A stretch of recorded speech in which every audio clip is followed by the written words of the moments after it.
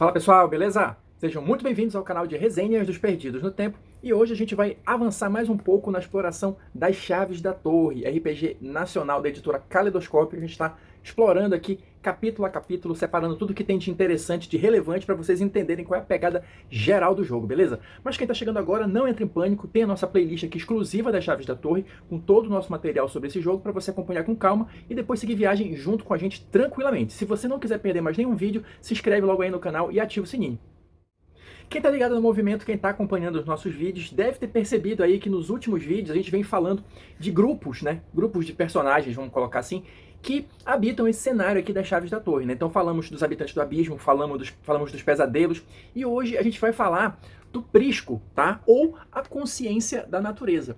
O Prisco é um grupo de personagem, é um tipo de personagem que são aqueles animais falantes, vamos colocar aqui entre aspas, né? Vocês devem lembrar, quem está acompanhando desde o início, que eu falei várias vezes aqui já do Grimalk, o Gato Mestre e tal, de vez em quando eu leio algumas passagens dele.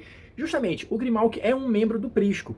E hoje a gente vai descobrir um pouquinho mais sobre o que é esse grupo, de onde eles vêm, qual é o propósito deles, sempre daquela pegada das Chaves da Torre, né? A gente dá algumas informações aqui para você, junto com o seu grupo, completarem as lacunas aí e criarem um universo muito particular para o jogo de vocês, beleza? Então, para começar aqui a nossa conversa sobre o Prisco, nada melhor do que ler um trechinho aqui justamente do Grimalkin, o Gato Mestre, falando sobre o Prisco ou os primeiros. Então olha só, aqui um primeiro vislumbre aqui do que seria o Prisco e talvez um pouquinho da origem deles, olha só. Antes do gênero humano manusear ferramentas e formar famílias, antes das cidades e metrópoles monopolizarem a paisagem, oprimindo as montanhas e as estrelas, antes mesmo da torre, desde a origem, estávamos em todo lugar. Aqui, que é a dimensão, como eu estou chamando aqui, né, onde habitam os esquecidos, e lá, que seria o mundo real, aqui entre aspas. Somos os primogênitos da mãe, simples e antigos, nobres e tradicionais. Somos animais, mas não como você pensa. O Prisco, que a gente pode tentar entender aqui por essas primeiras informações, é basicamente, como o próprio nome do capítulo fala, a consciência da natureza, né? Os animais, a força que eles têm e a ancestralidade, eu acho que eu posso colocar dessa maneira, né? Porque como ele mesmo fala aqui, eles existem antes de tudo, antes mesmo da torre. Eles são os primeiros habitantes, eles são a primeira consciência, vamos colocar dessa maneira, né? E isso vai ter uma série de desdobramentos que a gente vai acompanhar ao longo desse vídeo.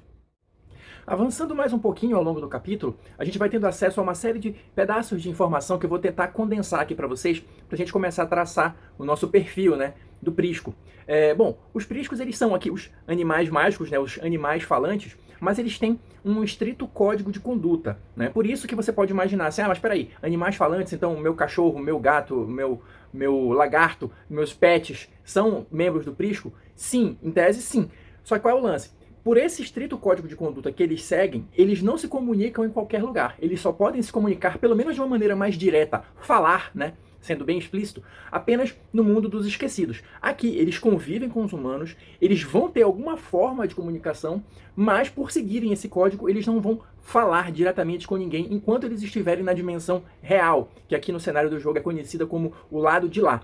Eles só se comunicam diretamente quando eles estão no aqui, na dimensão dos esquecidos. Outra coisa que é importante, como até a gente já comentou, mas só para deixar marcado e reforçado, o Prisco, os membros do Prisco são os primeiros filhos da natureza, ou seja, eles são a consciência mesmo da natureza, né? Porque se a gente está falando aqui de plantas, de rios, de rochas e tal, em princípio, até esse momento do livro, eles não têm consciência. Então, justamente, os animais vêm preencher esse local, de ser a consciência da natureza, tá? Outra coisa que é interessante, que é revelada aqui pra gente, é que os membros do Prisco, de uma maneira geral, eles são inimigos ferrenhos dos pesadelos, tá? A gente já comentou um pouquinho sobre pesadelos nos vídeos anteriores, né? Um tipo específico de criatura, vamos chamar assim. Então, o Prisco, eles por natureza são inimigos dos pesadelos, combatem ferrenhamente os pesadelos. Isso pode se traduzir de alguma forma, como até a gente tem nas lendas, né? Aquela questão, por exemplo, do gato, né? Ser o protetor do seu dono, aqui entre aspas, contra ameaças sobrenaturais. A gente já teve isso em vários momentos da história, da ficção, da cultura pop, essa figura do gato como sendo esse guardião, esse protetor. Isso está relacionado também aqui no cenário das Chaves da Torre com esse fato deles serem combatentes do Prisco, né? E outra coisa que é importante, que é revelada sobre eles, é que eles são os verdadeiros conhecedores da magia. A gente já comentou também um pouquinho sobre a magia, como ela se manifesta aqui no cenário das Chaves da Torre, que é aquela maneira mais mais sutil, né, mais de leve, assim, meio por trás dos panos, vamos colocar dessa maneira.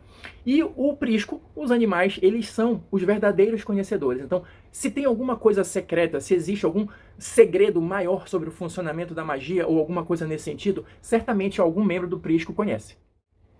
Uma outra informação importante para a gente tentar entender mais sobre o prisco está nesse trechinho que eu vou ler aqui para vocês, que é a fala do eremita da ponte. Olha só. A natureza não faz nada em vão. No mundo esquecido, a natureza é livre para expressar toda a sua essência. Por isso, alguns deles se exilaram.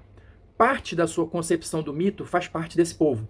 Fadas e outras criaturas fantásticas, antropomórficas e forças da natureza são membros do prisco que se afastaram da presença da humanidade quando o mundo deixou de ser bucólico. Ou seja, aqui a gente tem uma informação importante que é mais ou menos o seguinte.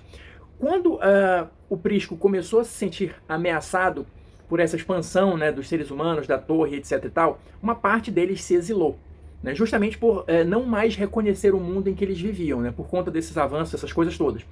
E isso, alguns deles podem ter dado origem ao que a gente entende hoje como lendas, né? As fábulas, os animais antropomórficos, essas coisas que eles estão colocando aqui. Então a gente já pode ter aí uma primeira divisão, vamos chamar assim. Alguns se exilaram completamente e de repente só vivem na dimensão dos esquecidos, mas existem aqueles que convivem com a gente, como eu falei agora há pouco, que são os pets, né? Então esses aí transitam entre as duas dimensões. Avançando um pouco mais nesse tema, tem um outro trecho interessante aqui do Grimalkin. Então olha só. A percepção humana dos animais é a da existência de dois tipos, tá? Presta atenção no detalhe. A percepção humana em relação aos animais, tá? Dois tipos. Os passíveis de controle, ou escravidão talvez seja o termo correto, como ele coloca aqui, e os independentes, insubmissos. Por isso, são considerados selvagens. Ou seja, a gente tem os domesticados e os selvagens. Mesmo raciocinando, mesmo demonstrando sentimentos, ainda somos tratados como subespécies. Divididos em categorias pelo interesse. Alguns viram carne, outros dormem ao seu lado na cama e recebem mais afeto do que você dá aos seus próprios irmãos. A pergunta presa em sua língua é clara. Qual o motivo de seres pensantes se sujeitarem à crueldade dos humanos sem resistir? Isso é muito claro. Antes de tudo, respeitamos nossas tradições e a primeira delas é manter o código de etiqueta. Por isso, não nos comunicamos em qualquer lugar. É aquele lance que eu estava comentando, né? Como eles têm esse código de ética, vamos chamar dessa maneira, eles não vão se comunicar diretamente aqui. Agora, provavelmente isso é uma coisa que você pode explorar no seu jogo. Imagino que você possa ir além disso, né? Porque uma coisa é você não poder se comunicar nessa dimensão por uma questão de ética, vamos dizer assim. Outra coisa é você aceitar passivamente ir pro abate, como ele coloca aqui, que acontece com alguns tipos de animais. Então talvez seja um gancho aí para você explorar no seu jogo. Mas o detalhe aqui é que a gente tem mais uma diferenciação. A gente tem esses selvagens, né, que são os não domesticados, entre aspas, vamos colocar assim, e os pets, vamos colocar de outra maneira, aqueles que convivem mais próximos com os seres humanos. Essas divisões, elas são importantes pra gente, né, a visão dos humanos em relação a eles, pra gente entender isso. Mas como eles se veem dentro do próprio grupo, é uma maneira completamente diferente que a gente vai comentar também mais pra frente. Então, só pra gente organizar as coisas até agora, o que a gente tem? Os membros do prisco, os animais mágicos, viviam aqui em comunhão com a natureza e tudo mais, e eles começaram a sofrer com o avanço das cidades e a influência da própria torre, tá? Então isso fez com que a magia da qual eles fazem parte, da qual eles são conhecedores, começasse a se retrair. E por conta disso, houve o que eles chamam de exílio, né? Então, uma boa parte deles migrou para a dimensão do aqui, né? A dimensão dos esquecidos, e fica lá exilada. Alguns abandonaram esses ideais mais nobres e conseguem sobreviver no concreto e no aço, como o livro coloca aqui. Então eles vivem transitando entre o aqui, que é a dimensão dos esquecidos, e o lado de lá, que é o mundo real. Dentre esses, existem os selvagens, que são aqueles que não são os domesticados, aqui entre aspas, e aqueles que convivem mais próximos dos humanos, né? Mas assim, nenhum dos dois grupos se comunica diretamente com os humanos enquanto estão na dimensão do mundo real, justamente por conta desse código de ética que eles seguem. Então, em linhas gerais, é o que a gente tem basicamente até agora. Um detalhe que eu acho interessante de comentar também, especialmente entre esses que vivem entre as duas dimensões, é porque assim, eu estou falando aqui, código de ética e tudo mais, etc e tal, só que é o seguinte, uma coisa que eu acho que é importante ficar delimitada. Esses animais, esses membros do prisco que convivem nas duas dimensões, eles na grande maioria fazem o que é necessário para sobreviver, tá?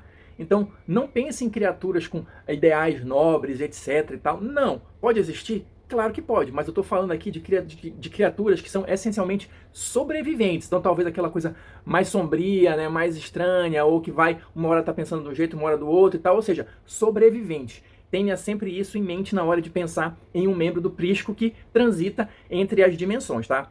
Outra coisa que é interessante para a gente aprofundar um pouquinho mais é aquilo que a gente estava comentando sobre eles serem protetores, tá? Eu vou ler um trechinho aqui do poeta Cor de Vento que eu acho que explicita bem essa situação. Olha só. O uivo do cachorro no quintal, a canção do pássaro na janela, o sacolejar do calango na parede, o gato olhando diretamente para algo invisível no canto do quarto.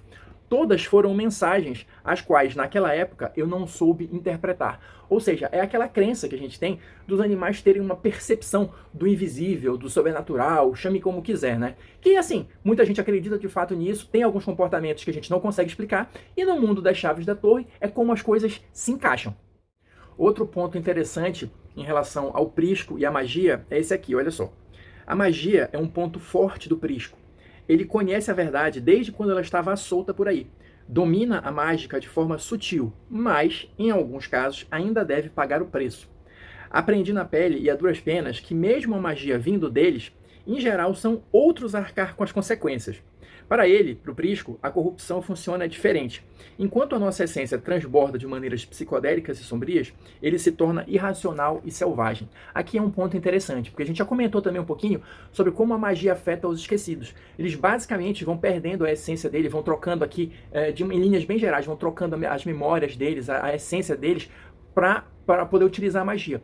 No caso do Prisco, eles sofrem um efeito também, mas conforme está dito aqui, eles vão se tornando cada vez mais selvagens conforme eles vão utilizando a magia. Pelo menos é o que dá para entender nessa primeira interpretação.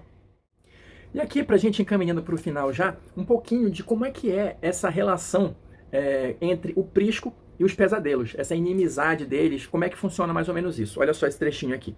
A relação do Prisco com os pesadelos dispensa a diplomacia e a cortesia, substituindo-as por uma cordialidade competitiva óbvia. Ambos se odeiam como times tradicionalmente rivais e mantêm uma formalidade travestida em apostas e disputas territoriais, envolvendo os humanos como colaterais em jogos de intriga.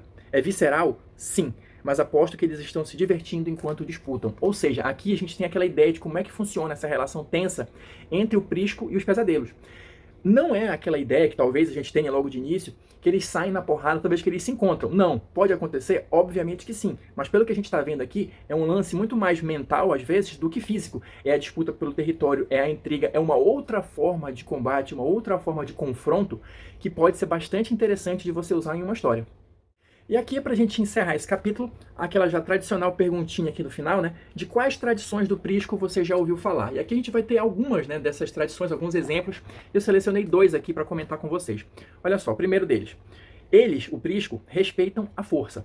A lei do mais forte é um ensinamento da natureza. Estamos falando, na verdade, de seres racionais, provavelmente mais inteligentes do que nós mesmos. A força não se mede somente pela potência física, mas também de forma sociopolítica e espiritual.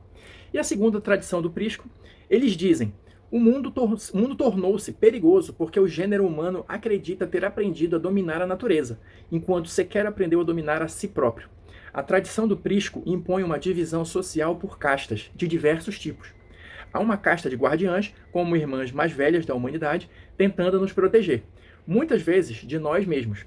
Por isso, ainda encontramos tantos animais ao nosso redor. Então, assim, só para dar uma ideia geral, né, do que foi discutido aqui nesse capítulo, e um pouquinho, né, sobre essa sociedade do Prisco.